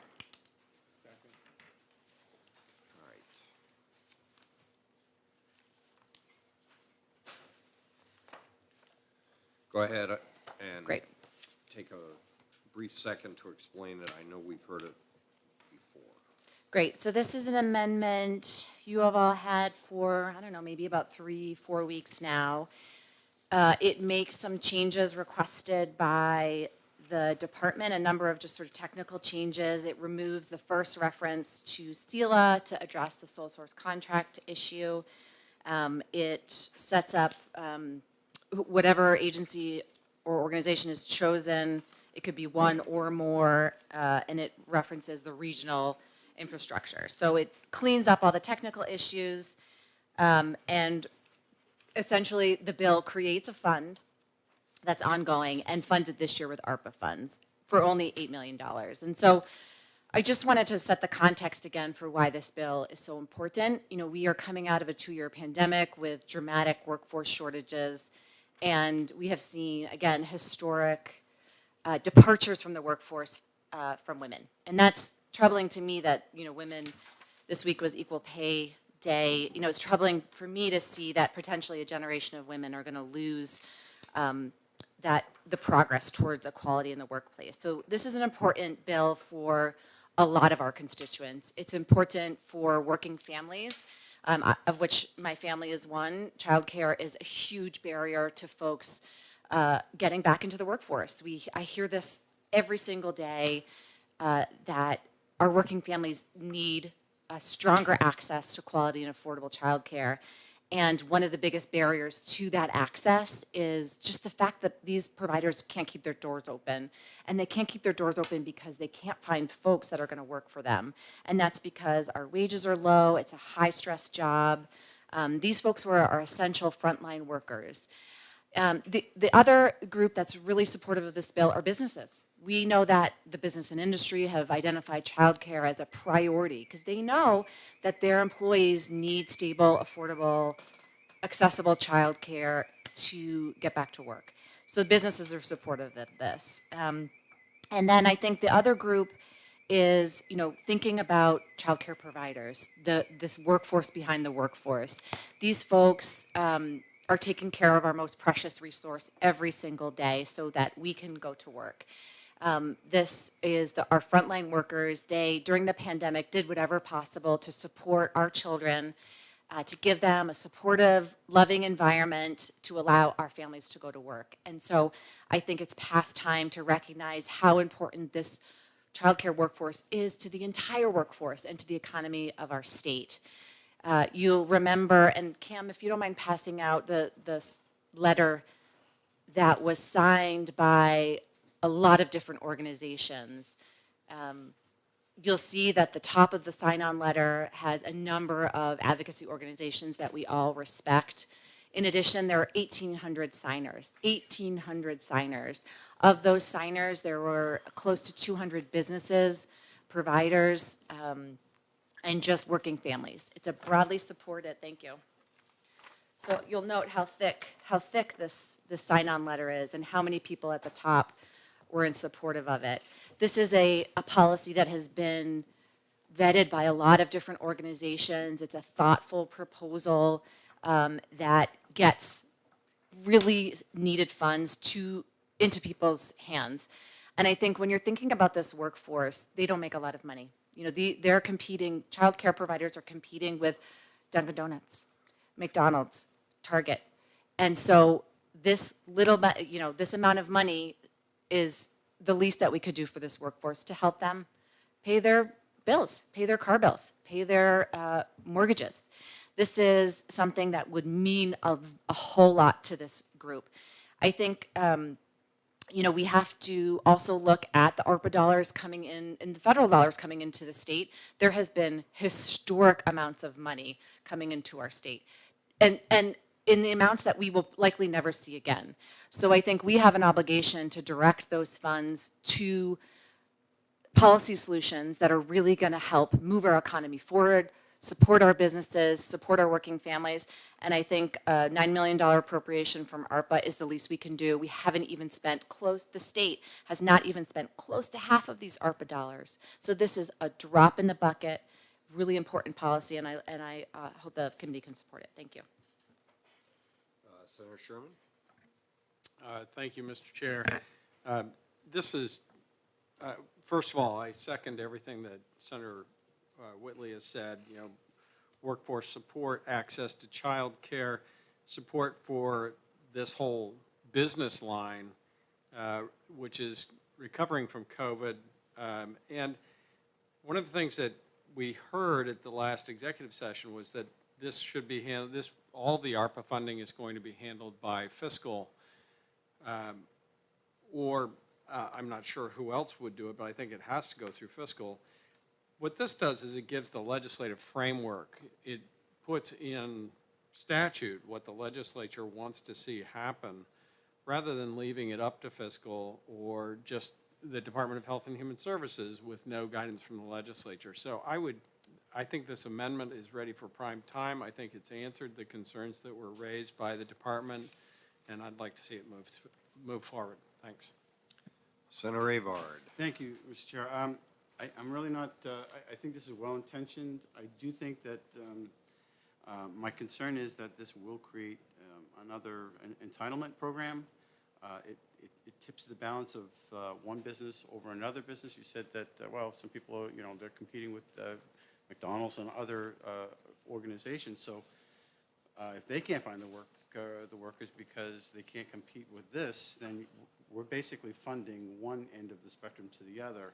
And I find that to be a problem. Also, you said that there were certain funds that we'll never see again. So we're going to start something off, and then the funds are going to run out, and we're still going to be obligated at some point.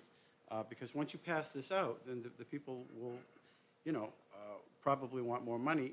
And what happens if we're a victim of our own success on this, creating more dependency on the state for these fundings in order to operate this type of a system? I just think it's well-intentioned. I understand it. And then I got to look at my own background. Got out of the orphanage. My dad raised 5 of us. Didn't get a dime from the state for child care or anything, and we survived. We did okay. There are hard times, but sometimes hard times make, it's good for people. Not saying that you want people to not be working and on the, if I could use the word, the dole, if you will. But we didn't get a dime, and we survived. There were hard times, but all 5 of us are doing okay. And so, and again, I think it's well-intentioned, but I'm not sure this is the way to go. So I will not be supporting this particular amendment. I know that there's another amendment that's going to be introduced that I think I can support in order for the bill to move on further. So that's where I'm at, Mr. Chair. Thank you. Senator Gray, do you want to speak? Certainly the amendment which Senator Avard talked about is a replace all, so I do tend to support that other amendment more than this one. But speaking as the economy as a whole, because some of the senators have talked about all of the things that are going on, this is a Band-Aid for one little section of the economy. My wife continually tells me that, today there wasn't any, curly pasta in the stores at all. I haven't been able to find the Dr. Pepper that the grandchildren love, in the stores. Gee, the things are coming in plastic now instead of aluminum cans. Throwing money at one particular section of the economy and saying, oh, that's going to fix everything, it's not the right thing to do. ARPA money, I agree that there is ARPA money out there, and ARPA money is more than likely the right choice for getting us to where we can look at the economy as a whole. And that's where we need to be, is get us by this hump with the ARPA money, not necessarily this bill, and fix the economy. Well, if you watched WMUR last night, the news reporter from the consumer reporter that they have talked about, okay, anything that has plastic in it or shipped with plastic or anything else is going to go up because of the increased prices for oil. The truck drivers, they've either found other jobs or, we've put other restrictions on them. There's just so many things in the economy. I support spending the ARPA dollars. I don't support this amendment, and I will support the Bradley amendment to 1088. All right, without getting too much into the back and forth, because we have discussed this many times, I'll recognize Senator Whitley again. Thank you. Thank you, Mr. Chair. I understand the concerns about, picking off one part of the economy, but that's why this is so important, because we're not doing that. We are supporting the workforce behind the workforce. So this is going to help those grocery workers get back to work by ensuring that they have access to childcare. This is going to help our restaurant workers get back to work to serve you in restaurants. This is the workforce behind the workforce. So we are absolutely not picking off one industry. This is supported by the Business and Industry Association. So this is something that's critical to the economy. Okay, so everybody's had a chance to speak. I think it's now my turn. I find myself agreeing with everybody that's spoken today in some manner or form. But let me try to clarify a couple of things. Commissioner Santiello is here. I asked Commissioner Santiello maybe a month ago to have a conversation with myself and Senator Hennessy about the ARPA funds that had been spent on child care. I believe that all the members of the committee have gotten the letter that was sent to the governor outlining how, I think it was about $130 million had been sent. And I think Commissioner, I just have to say, did a really nice job of outlining that for me and in that letter. And if any members of the committee don't have it, I'll make sure it's available. So I asked for, the department's ideas on how to move forward, because while I agree with Senator Whitley and Senator Sherman that we have to support the workforce behind the workforce, and I think that that's correct. I feel somewhat in the same way I did in 2018 when we started to really dedicate a lot of state resources to the Affordable Housing Fund.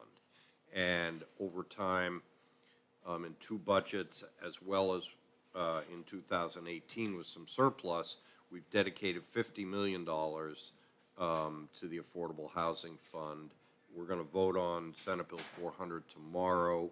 I think there's a recognition that affordable housing is a huge issue that's impacting the entire economy in New Hampshire.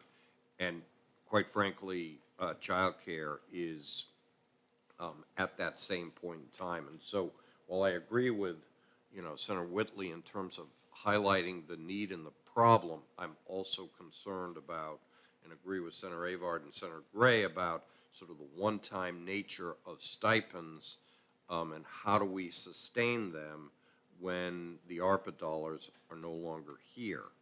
And so that's my concern with the amendment, and if Senator Whitley's amendment does not move forward, then I will introduce an amendment that'll be a replace all to the bill, and I think offers, maybe not everything Senator Whitley would like, but a viable way of proceeding to try to utilize some of those ARPA dollars to help this industry that supports not only working parents, but the economy in total. So unless anybody else has anything to add, let's call the question on Senator Whitley's amendment, which I believe is 0994. 0994.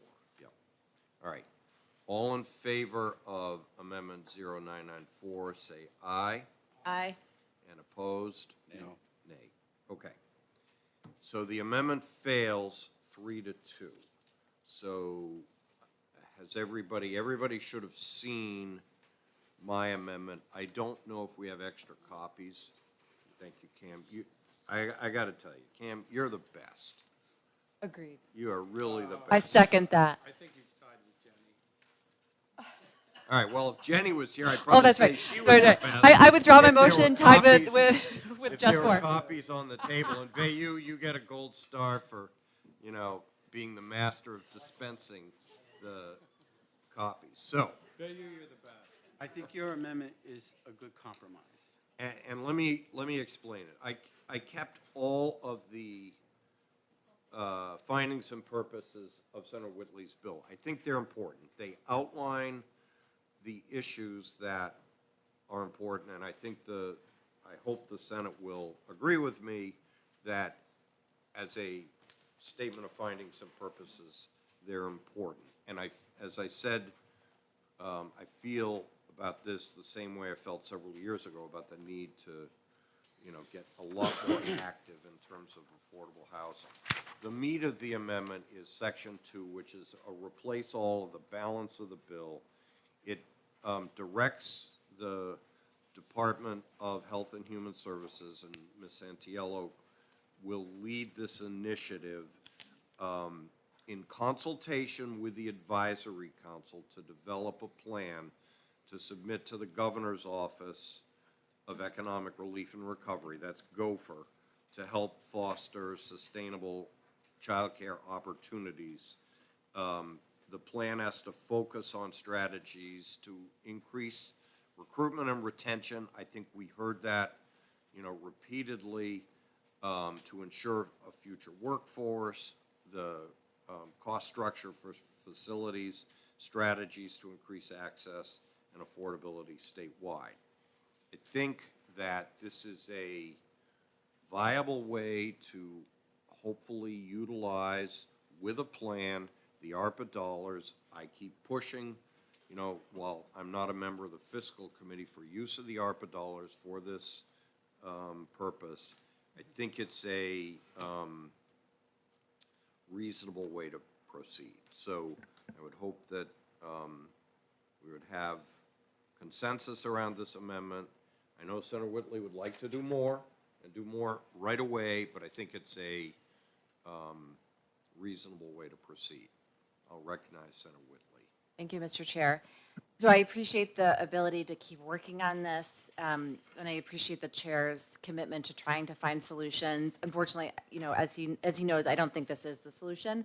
I'm wondering, though, if we do want to consider, just because, what was in 446, the original version, was so broadly supported, do we want to consider on your amendment, page 2,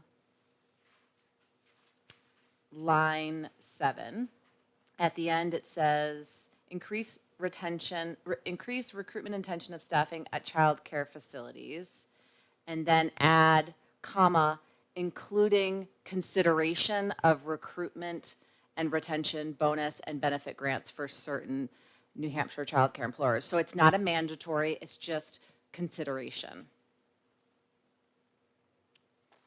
If that got us a 5-0 vote, I think I could support that.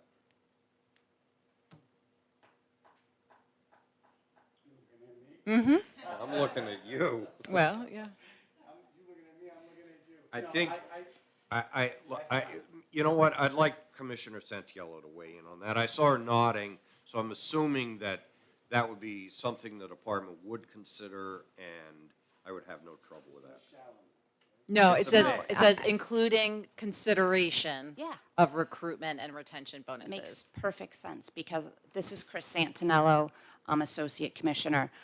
We have to look at all strategies, and recruitment bonuses, retention bonuses, totally make 100% sense. So it's, So great. The only thing that when you go on to line 8, strategies to ensure future workforce, we're starting to repeat. Well, we don't specifically ever say, well, the amendment doesn't specifically say recruitment and retention bonuses and benefit grants, and that was the crux of 446 that was so broadly supported. Can you, Senator Whitley, Yep. slowly? Yep.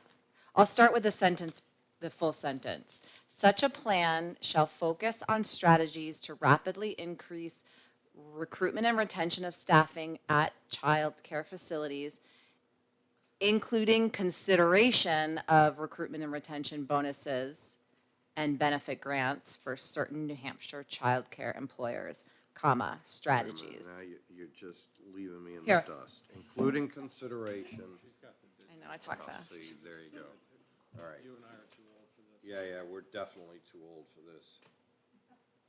What do? Use, No. just for men? Nope. It's all genetics. My 94-year-old I can dad is prove still- my age. All right, including consideration of recruitment and retention bonuses and benefit grants for certain New Hampshire child care employers. This is a plan. It's not a mandate. It's consideration. It's not that's a shall. key word. I have no problem with that. I think it's a reasonable compromise if, hopefully everybody can support. I'll send that to you, Cam. Yeah. On the Yes, Bradley amendment. on the Bradley amendment.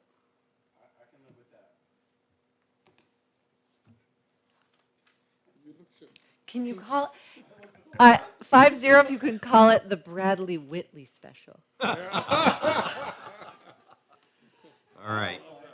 right, so, thank you, Commissioner. So we'll first vote on the addition of the Whitley language to the Bradley language. All in favor of that? Someone needs to move and second it first. move it.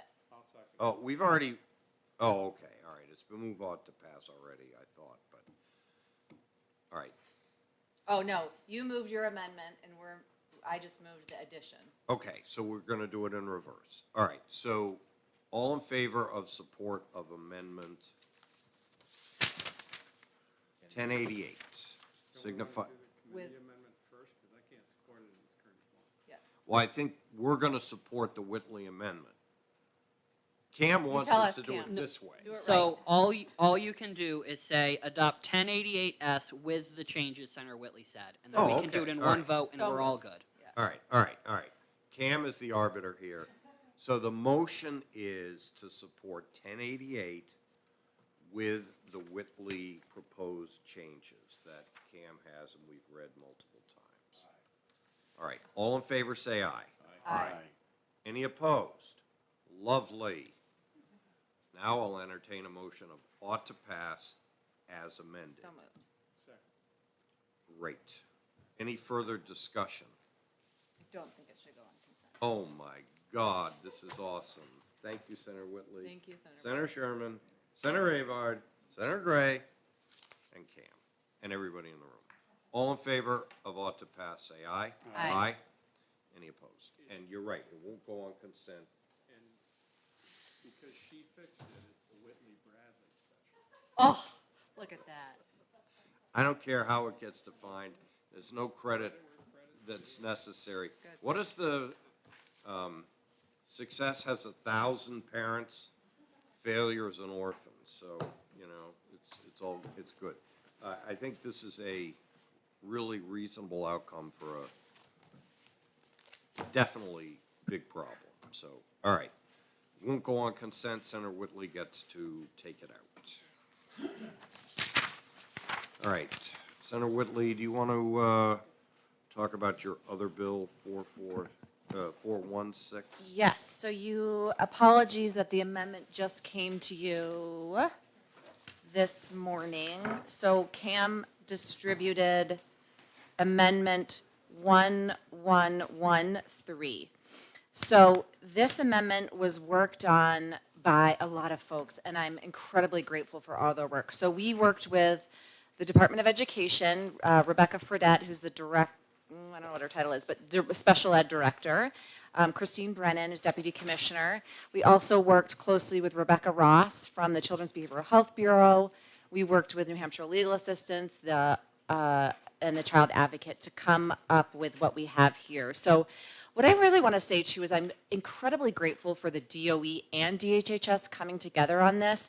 You know, from my personal experience, the kiddos that are going to benefit from this are often the multi-system involved children that fall through the cracks. And often, unfortunately, what happens with those children is that when multi-systems are involved, you know, people go like this and they look at each other. But that's not what happened in this bill. DOE and DHHS came to the table and worked on a solution that will benefit everyone. So, you know, everyone has had an opportunity to look at this language and feels happy with it, and we look forward to the committee's support. Is there anybody from either DOE or DHHS that wants to weigh in at this point? All right. I would just say this, because of the fast-moving nature of the amendment, I did speak to Senator Whitley yesterday. I have not had a chance to go back and talk to Commissioner Edelblue, but when I sent your prior amendment to him, raised the technical issues. I'm glad to hear you've worked with the Deputy Commissioner. I'm going to take it on your say-so that people have signed off on it, and I think we're ready to exec it. So Senator Whitley moves Amendment 1113 on, and she's already moved on to pass on Senate Bill 416. Yeah, and just for the committee, so Senator Avart had raised that, you know, important concern about schools' obligation versus DHHS's obligation, and so that's what this amendment really addresses, you know, who's responsible when.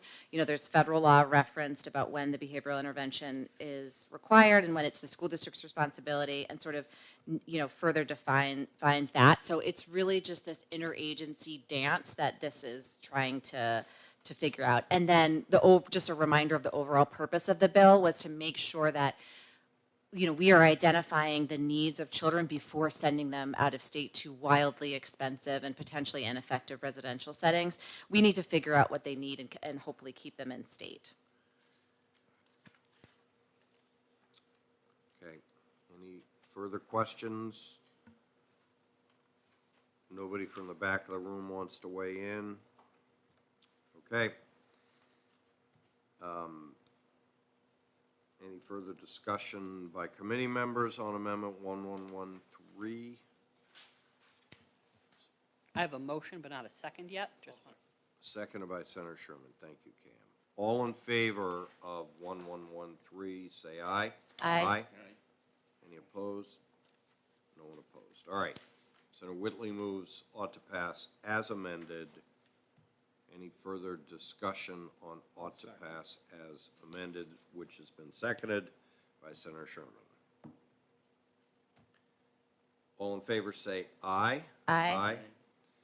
Senator Whitley, your choice. Consent, or That's do you fine. want to speak about it on the No, floor? consent is fine. All right.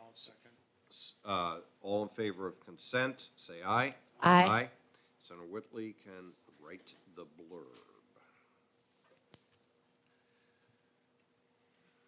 Okey-doke. All right. Those are the two bills that we had to do today, but I do think that we can do a couple of others, and if I can just have 30 seconds to organize my paper, and I suspect others would like the same 30 seconds.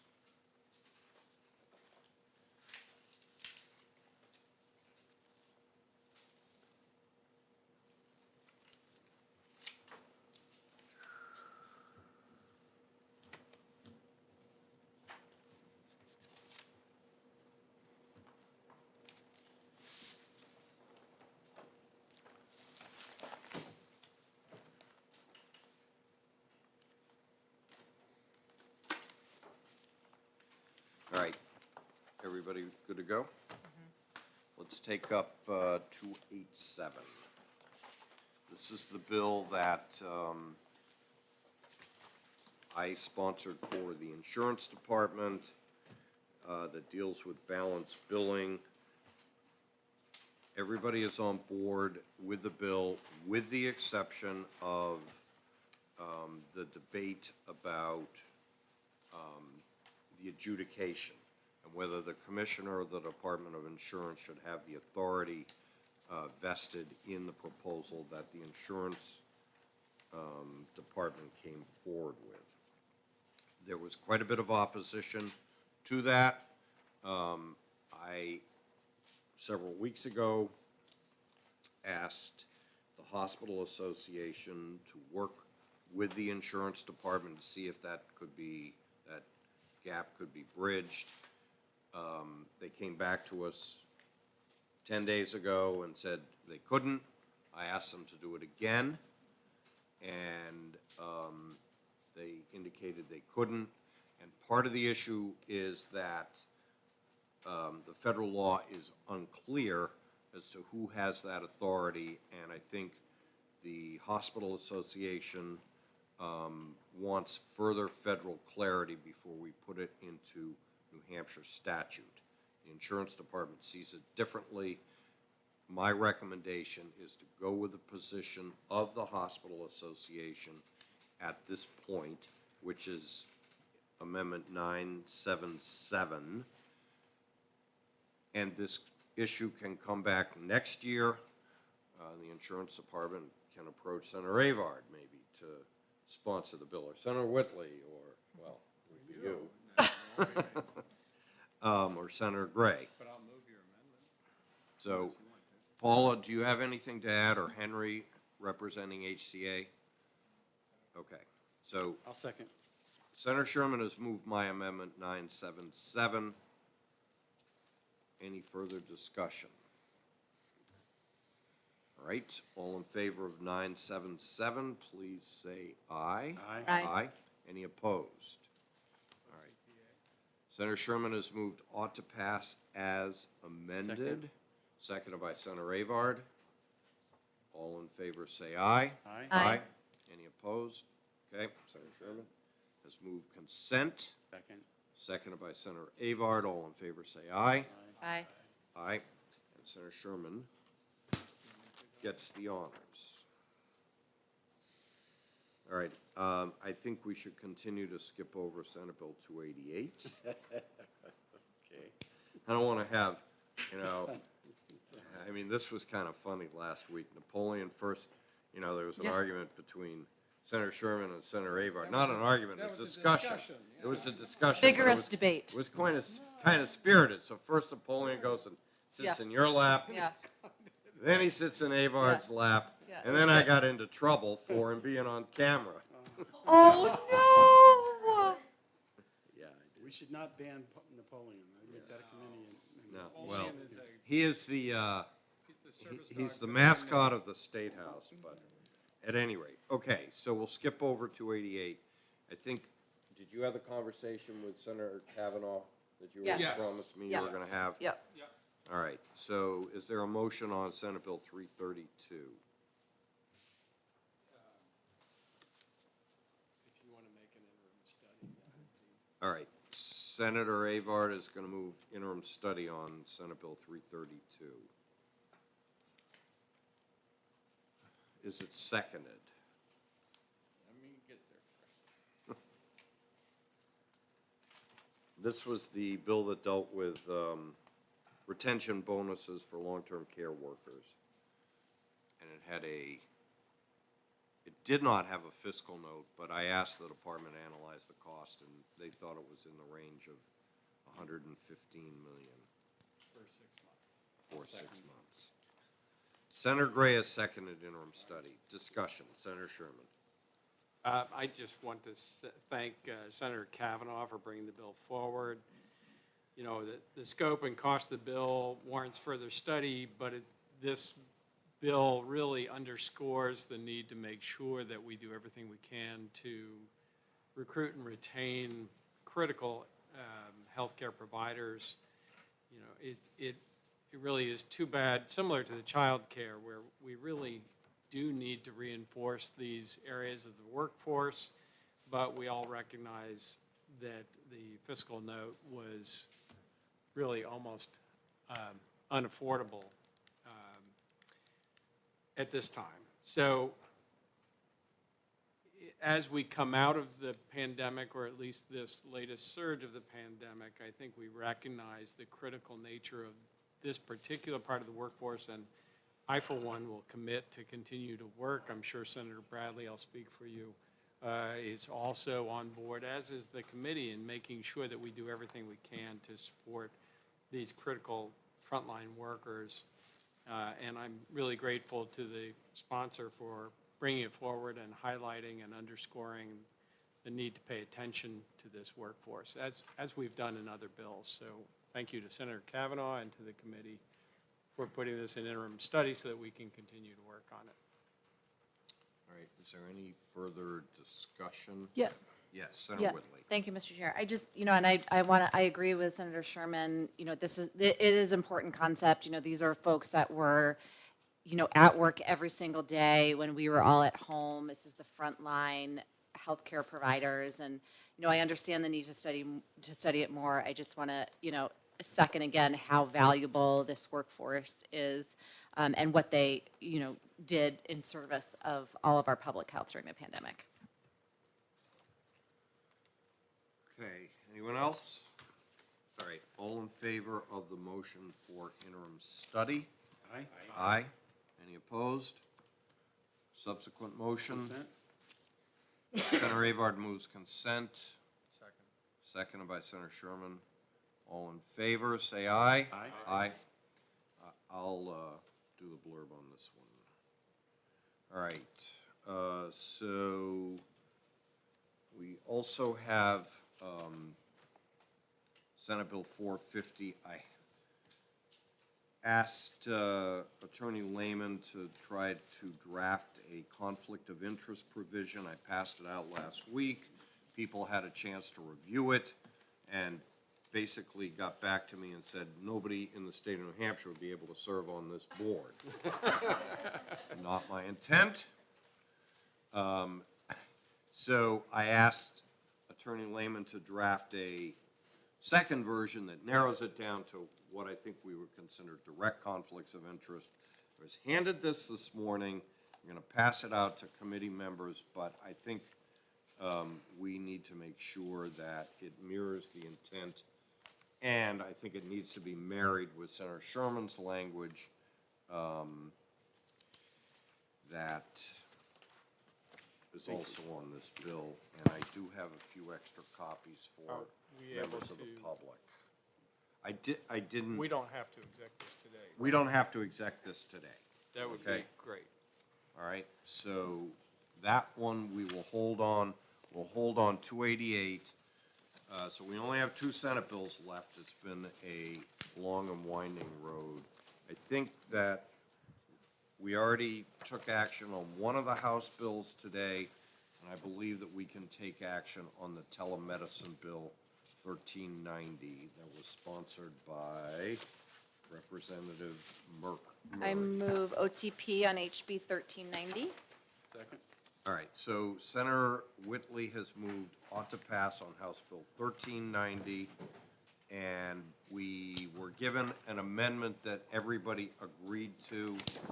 This is the amendment. It would be a committee amendment that Cam will have OLS draft as a committee amendment. And Move the amendment. somebody moves. Second. Senator Avart moves the amendment, seconded by Senator Sherman. No, that's Senator Whitley. Seconded by Senator Whitley. All in favor of the amendment, say aye. Aye. Aye. Any opposed? Okay, moved ought to pass as amended. Senator Avard moves it, Senator Sherman seconds it. All in favor, say aye. Aye. Aye. All right, I'm gonna recommend we keep it on the regular calendar, because what I need want something. to make sure happens is that when the amendment is drafted, it reflects the agreement that all the participants have, And then if it doesn't, and it needs correction, it doesn't have to be pulled off the consent calendar. And You're taking it out? I'll take it out, yep. Okay? Motion to move out of exec. I think that's it for today. I will work with Cam on scheduling next week. We'll have to exec the 2 Senate bills next week, so we'll probably try to do 4 hearings next week, and we'll try to do some of the less controversial bills that we have. Okay? Do we have a lot of I think We have 10 in total. We've heard 3, so we have 7 left. House 7 bills. left. That's not too bad. We're gonna get more, though, from what I understand. All right, we've been moved to come out of exec. All in favor, say aye. Aye. Aye. And a move to adjourn. So moved.